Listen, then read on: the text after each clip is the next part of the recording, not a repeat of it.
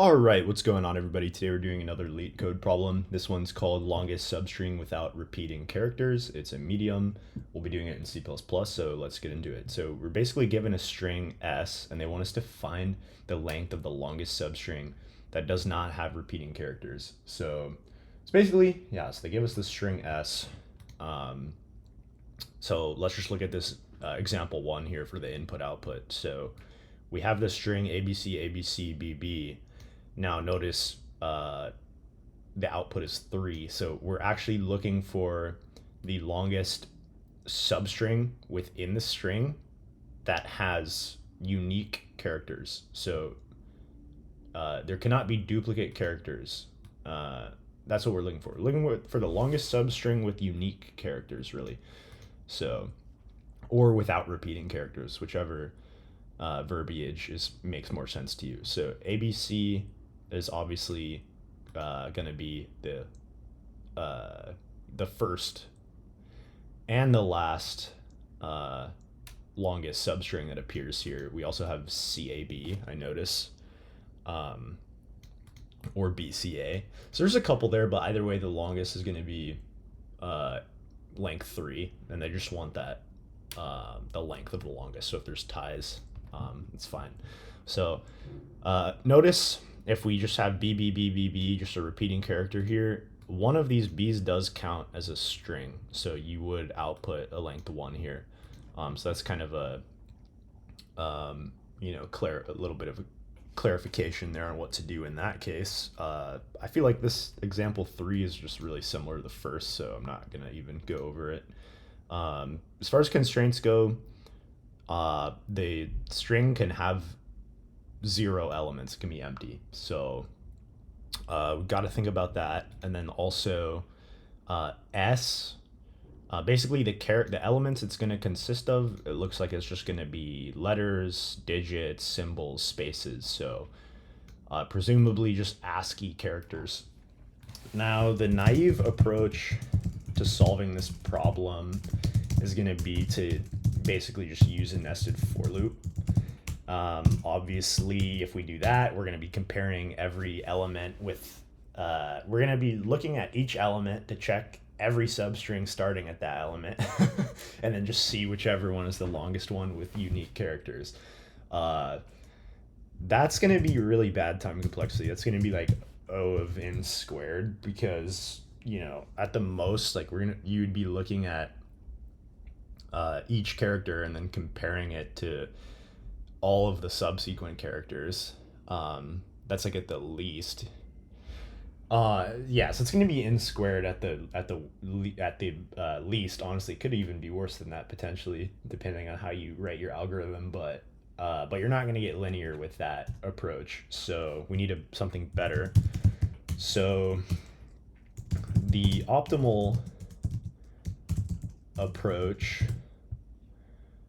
is going to be to use basically use a sliding window and a set, basically, to keep track of the characters that are in your substring, so that you can make sure your substring has unique characters. A set is really handy for that sort of thing.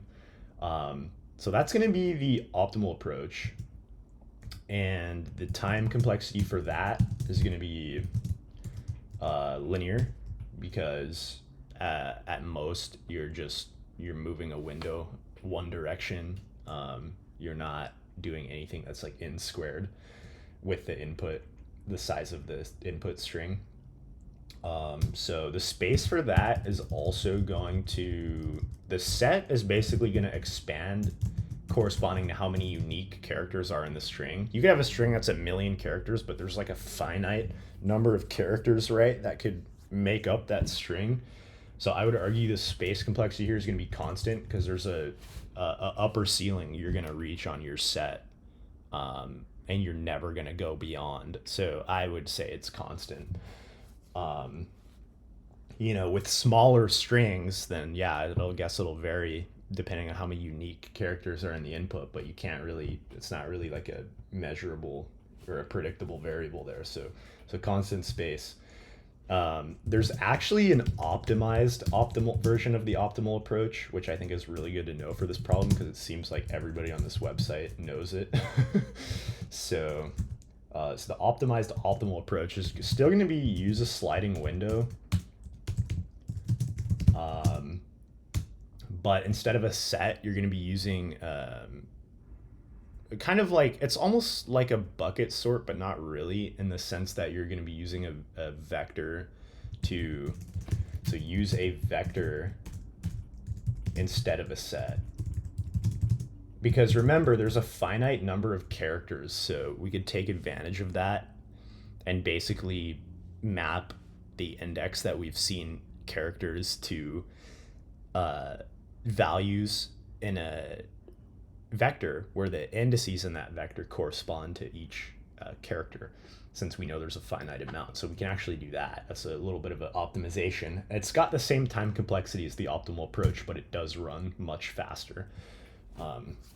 So anyways, yeah, let's go ahead and see that first version of the optimal approach, because I think it's like way more intuitive, and probably a good bet if you can't remember the optimized version of the optimal approach, because it's like far more unintuitive, but I think still good to know.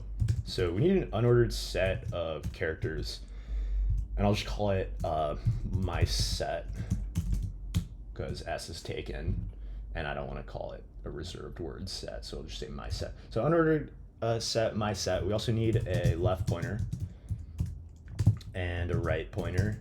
Now those are gonna start both at 0.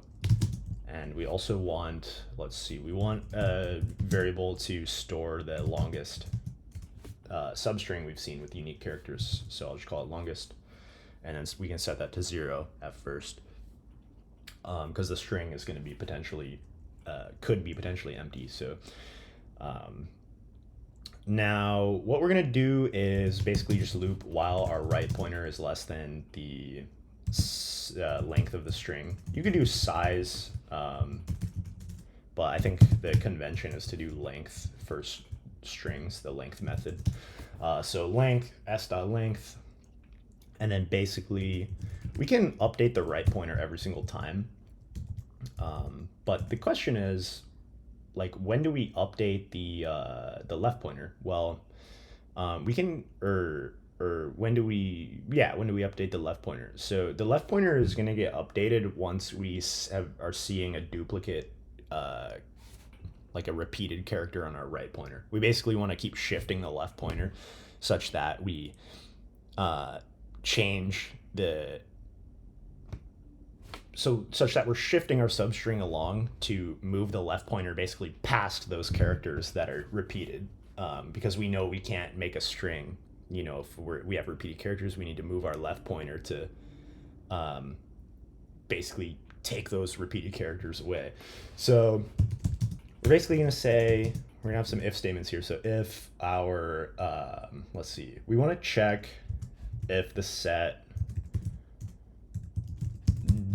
does not contain that right character. So if it doesn't, then we can, let's see, the first thing we can do, well, there's a couple things we can do. We can insert the character into the set. So my set.insert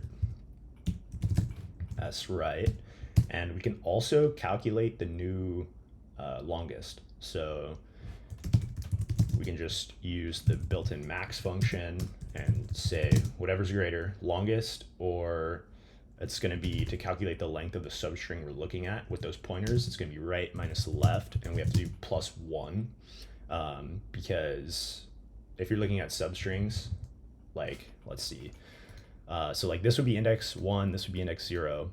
That's a substring of length 2, but if you say 1 minus 0, that's obviously 1. So we have to add 1 there to account for that. So that's what we do in the set when we're good to go and we can keep moving. But if the substring already has that character, we basically need to have a while loop here that's going to keep trying to shift the left pointer as far as we need to shift it to proceed, basically. So while my set contains while it still contains the character the right pointer is pointing at, we basically need to pop, or right, we need to erase that element from the set. So my set dot erase s left. We also need to move that left pointer. So it's going to be, the left pointer is going to be equal to the, let's see, well, we could just actually just keep incrementing it. So what that's going to do is it's going to keep trying to erase. It's going to keep moving the left pointer and erasing whatever characters at the left pointer until this duplicate is no longer a thing. And then after that, we need to insert that character into the set. Because remember, we're going to be shifting our right pointer down here. So this is pretty much it for the code for the unoptimized optimal approach. So I'm just going to return, longest. So this should be all correct here. So let's run this. We can see those test cases were accepted, the first 3, so let's submit. So as you can see, we beat 80% actually with runtime, but we only beat 17% with memory. So can we do better? Yes, we can. So let's look at the optimal approach now. So this is the code for the version of the solution with the set. It's this version. It's going to be linear space, constant time. This optimized optimal approach has the same exact time complexity. We're just taking advantage of some little quirks and programming to make this thing go super fast and be super lightweight. So basically the code is almost going to be the same, right? We're going to have longest, we're going to have right, we're going to have left. The only thing we're going to have instead of this set here, we're going to use a vector. So we're going to use a vector of integers, right? Because the integer values are going to correspond to the indices that we've seen the characters at. So this one's a little more confusing, but I'll try my best to explain it. So char indices, and we're going to have, I think it's 128. I think you only need 128 indices because there's only 128 different unique characters for this problem. So it's 128. Don't ask me how people figured that out, because I don't think it says, but that either way, maybe that's because how many ASCII characters there are, I don't really know. But so you're gonna do 128 size there. Everything could be -1 at first because these are gonna correspond to indices. And basically, right, we're gonna be shifting our right pointer every time, like usual. And we're gonna, every single time we see a character, we're gonna say char indices, or let's see, char indices, want to make sure I spell it right, at our right pointer is gonna be equal to the index that we last saw it. And then we can also try to get the new longest. So, and this is literally gonna be the same as it was before. We just do right minus left plus 1. Now the way we check if there are duplicates now that we have the indices stored for each character is we can just say if the array for char indices at that right character is greater than or equal to the left pointer, then we know we've already seen this character in the current substring we're at. So what we can do in that case is basically just shift that left pointer. So the left pointer is going to be equal to whatever index that character is currently at plus 1, so we can skip past it. So that's pretty much it for the optimized solution. I'm gonna run this, and it should be the same time complexity as before. Now we can really see though that the space is constant. Before it was kind of unclear with the set, but nevertheless, that's pretty much it for this problem. So it beats 91% runtime, 91% memory there, much better on memory.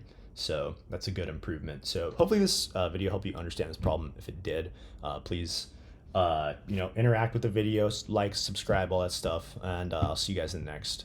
Peace.